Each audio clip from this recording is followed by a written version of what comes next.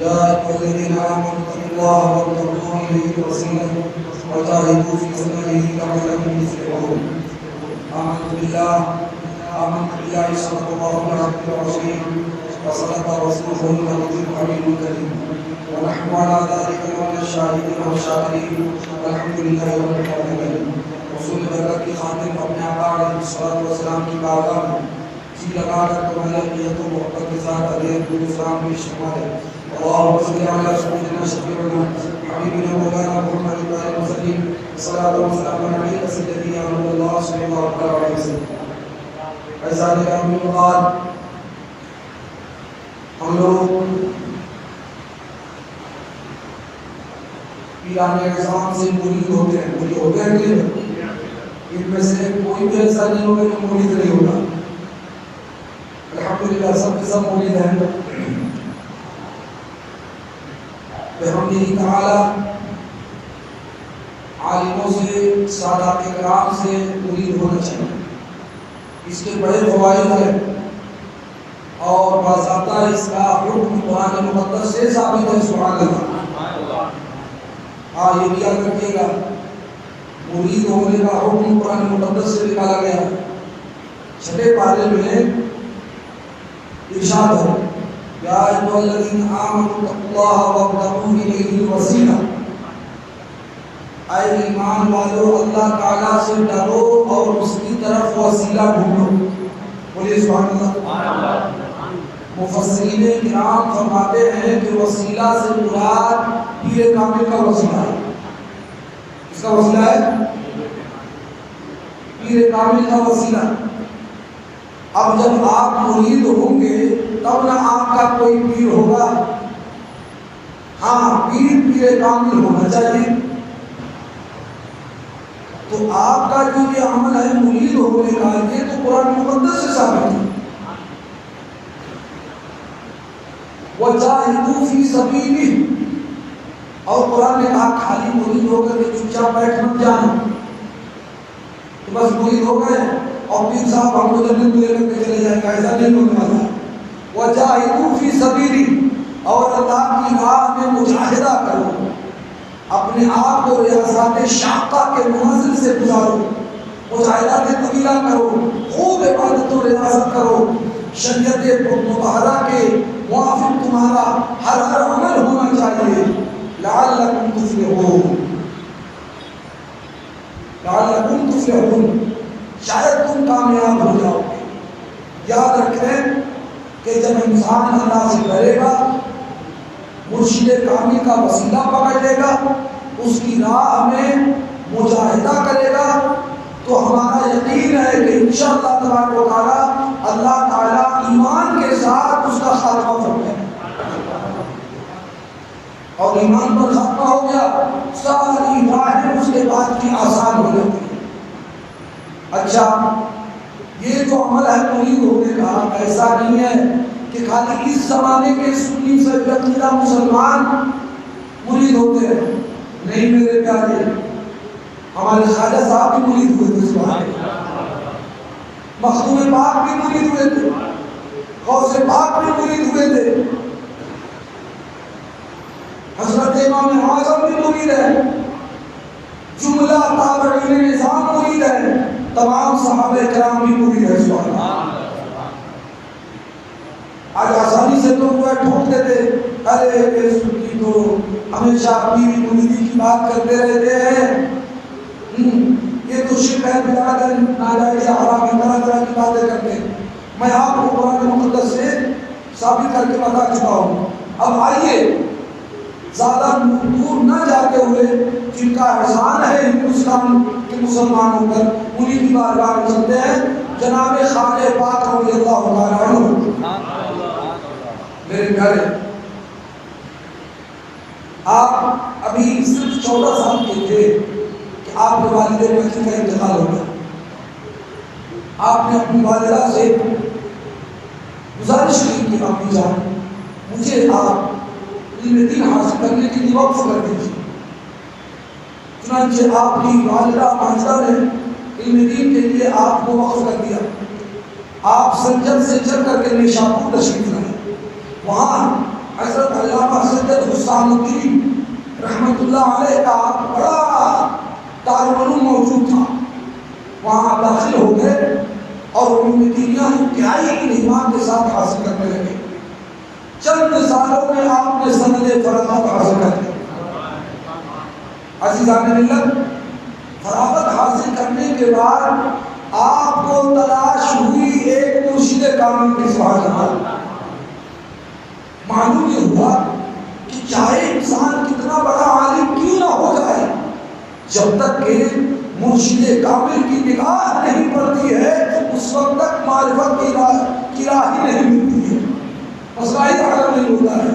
مولانا روم علیہ رحمۃ اللہ سے پڑھ کر کے کوئی مولانا ہوگا، لیکن ان کے تعلق سے علامہ جامی رحمۃ اللہ علیہ نے لکھا ہے کہ مولوی حارث نشر مولائے روم تا غلام شمس تبریز نشر، کہ مولانا روم اس وقت تک مولانا نہیں بنے جب تک کہ شمس تبریز کے غلام نہیں بنتے۔ بس انہی باتوں کا پیش نظر خواجہ پاک رضی اللہ تعالیٰ عنہ کو تلاش ہو گئی ایک مرشد کامل کی۔ چنانچہ نیشاپور ہی سے قریب ایک بستی تھی جس کا نام تھا ہارون، وہاں حضرت خواجہ عثمان ہارونی رحمۃ اللہ علیہ تشریف رکھتے تھے۔ خواجہ پاک رضی اللہ تعالیٰ عنہ وہاں پہنچ گئے۔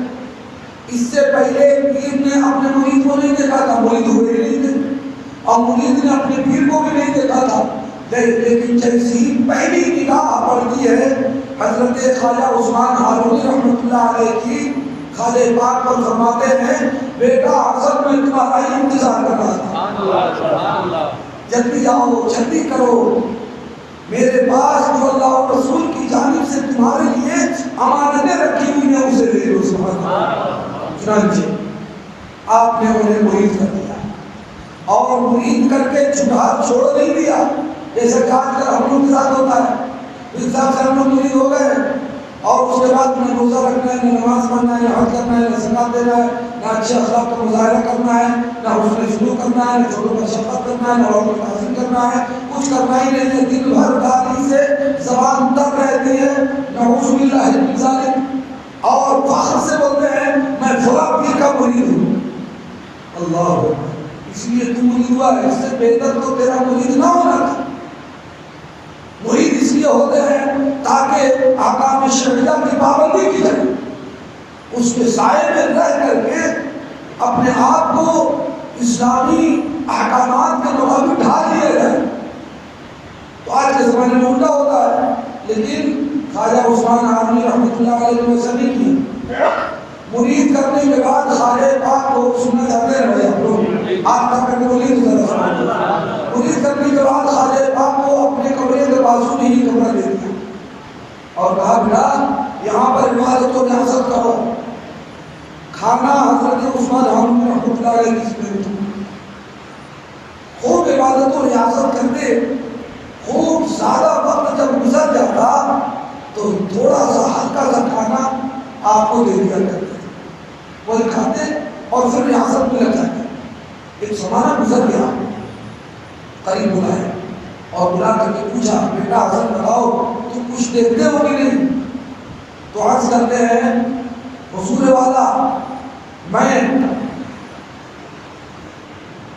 تحت الثری سے لے کر کے عرش اولا تک دیکھتا ہوں۔ سبحان اللہ۔ فرماتے ہیں آپ کے مرشد کامل کہ نہیں بیٹا میں تمہیں جس راستے پر لگانا چاہتا ہوں، جس منزل پر پہنچانا چاہتا ہوں وہ منزل بہت دور ہے، ابھی اور جاؤ اور عبادت و ریاضت کرو۔ چنانچہ پھر اپنے مرشد کامل جسے رسایا عبادت و ریاضت میں مصروف ہو گئے۔ ایک زمانہ گزر جانے کے بعد دوسری مرتبہ بلا کر کے پوچھتے ہیں بتاؤ اب کہاں تک دیکھتے ہو؟ تو فرماتے ہیں حضور والا ساتوں آسمانوں اور ساتوں زمینوں کی حقیقتوں کو بغیر حجاب کے دیکھتا ہے۔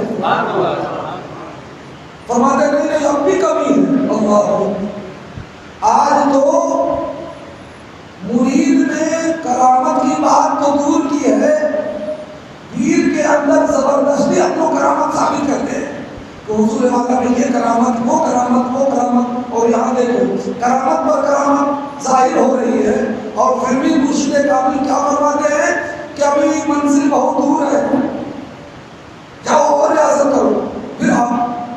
اپنے مرشد کامل کی نگرانی میں ریاضت میں لگ گئے. پھر ایک زمانہ گزرا، آپ کو بلا کر کے تیسری مرتبہ پوچھا کہ بتاؤ بیٹے اب کہاں تک دیکھتے ہو؟